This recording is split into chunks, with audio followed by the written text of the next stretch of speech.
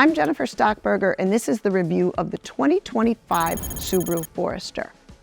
This 2025 marks the 6th redesign iteration for the Forester. And along with the Outback, the Forester is Subaru's best-selling models in the United States. So we expect they don't want to alter it too much to remain loyal to that customer.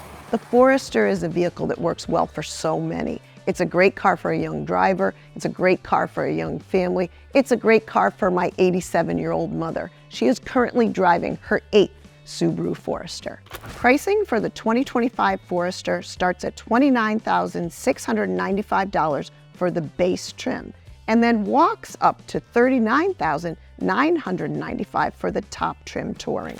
We just took delivery of a premium version for our testing, with one $1,200 option package that included blind spot warning, rear cross traffic warning, and a power liftgate, plus other minor options including all-weather floor mats and a cargo tray. With a $1,395 destination charge, our total purchase price came to $35,518. Body changes aren't earth-shattering, but you may notice chunkier fender flares, a beefier grille, and slick headlights. If you were expecting big power gains, think again. Subaru's 2.5-liter flat 4, also known as horizontally opposed or a boxer engine due to its unique cylinder layout, is not a change, nor is the fact that it's coupled with a CVT transmission. In fact, the engine actually lost 2 horsepower along the way, down to 180. What it does benefit from is more low-end torque, which is important in everyday drivability. The torque peak of 178 pound-feet now arrives at 3,700 RPM versus 5,400 RPM. And while some CVTs tend to allow the engines to rev very high during even moderate acceleration, the Forester does a good job of keeping revs at least somewhat low. And if you're looking for a more fuel-efficient powertrain, the new Forester will be joined later by a hybrid version for the first time.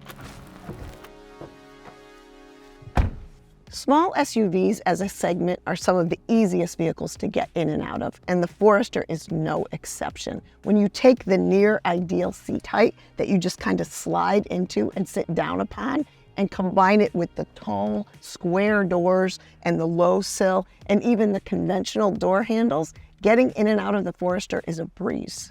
In terms of fit and finish, the Forester is good for the price. Everything is well assembled, and there are some nice touches like stitching on the wheel, on the dash, on the doors, but the surfaces tend to be more grippy than padded.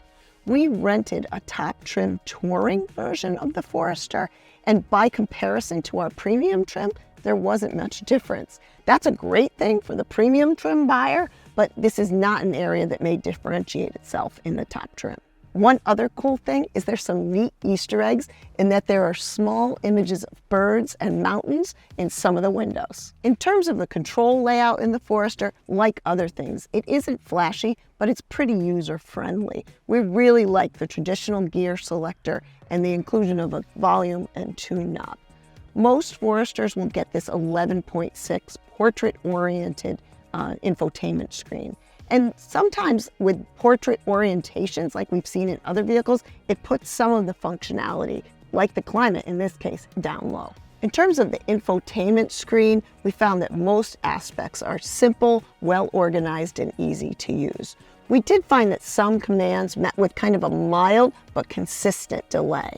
The Forester also has wireless phone charging as well as wireless Android Auto and Apple CarPlay compatibility. Cabin storage is not a strong point for the Forester. While it has the basics, you're not getting anything extra. And testers noted that the front door pockets were pretty narrow. And the same goes for the back. And like the front, though the Forester's rear seat doesn't have a lot of storage, what it does have is, again, super easy access and a ton of room. There is tons of knee room, great headroom, even good foot room underneath the front seat. And rear seat passengers will appreciate that those rear seats recline a little bit, though the loop to do it is a little hard to find because it's right underneath your butt. The other nice thing is that child seat features like the lower latch anchors are visible, really easy to find and use, and a flat seat like this often means easier child seat installation. Cargo access and area have always been a Forester strong point, and the big, wide, square opening, the flush load floor, and the mostly square cargo continue to make this a benefit of the Forester. The split rear seats allow you to load longer items, and Subaru has added some nice features with some extra hooks to hang things, and though optional, the cargo tray is a nice feature.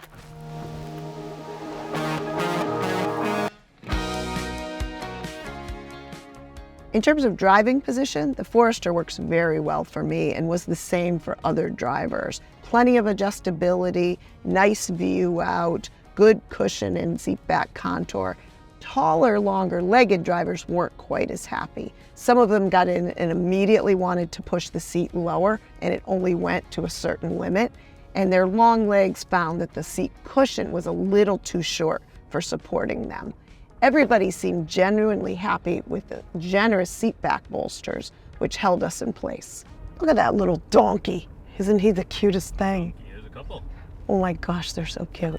The airy outward view from the Forester has always been a strength, and this one is even better. Forward visibility from the low dash, tall windshield, narrow front pillars, and the elevated driving position make forward visibility truly excellent.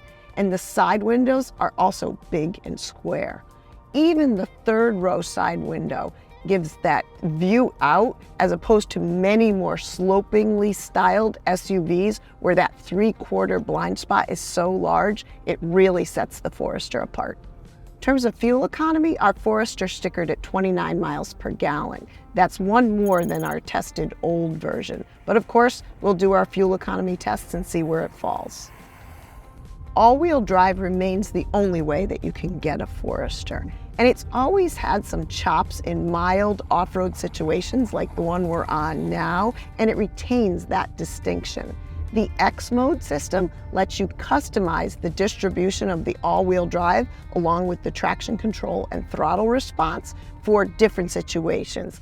Subaru's well-known EyeSight suite of safety features is standard on all Foresters, which includes automatic emergency braking with pedestrian and cyclist detection, automatic emergency braking that operates at highway speeds, lane centering assist, lane departure warning, lane keeping assistance, and adaptive cruise control. What the EyeSight system notably doesn't include are blind spot warning and rear cross traffic warning. Both of those are optional. A rear occupant alert system is also standard. It's designed to help protect pets or children from suffering from heat stroke if they're unintentionally left behind in the vehicle. It's based on the rear door logic and rear door use, and it reminds the driver to check the rear seats when the vehicle is turned off. The top touring trim comes with a driver monitoring camera called Driver Focus. It watches the driver's face and warns them if they're looking away from the road for too long, and is designed to work with their active driving assist system. Although our premium trim model doesn't have it, we do expect the driver focus system to trickle down to lower trims over time, and we will certainly be putting it to the test as part of Subaru's active driving assistance system. So that's the 2025 Subaru Forester. It iterates on what it's always done best, but makes it a nicer driving experience. It remains a sturdy, practical, functional small SUV. For more on SUVs, go to consumerreports.org.